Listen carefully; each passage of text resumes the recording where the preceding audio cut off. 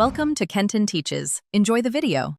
In this video, I will explain how to open your Tesla Model 3 door from the inside. For the front doors, the standard method is electronic.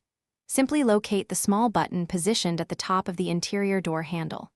Press this button with your thumb while gently pushing the door open.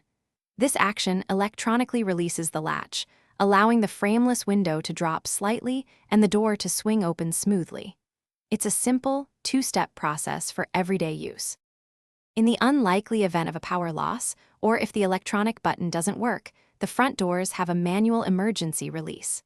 Look just in front of the window switches on the door panel. You will find a small mechanical lever. Pull this lever upwards to manually unlatch the door. Remember, this is designed for emergencies only, as frequent use can potentially cause wear or damage to the door's trim or window mechanism. It's a crucial safety feature to know. Opening the rear doors from the inside also typically involves pressing the electronic button on the interior handle. For emergency situations, newer Model 3 vehicles, particularly those manufactured from early 2025, feature a manual release in the rear. This is often found at the bottom of the door pocket, concealed under a small plastic cover. Remove the cover, and you will see a mechanical cable. Pull this cable forward to manually open the door, ensuring passengers can exit safely.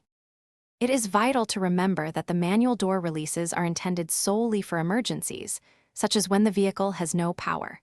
For daily use, always rely on the electronic button on the door handle.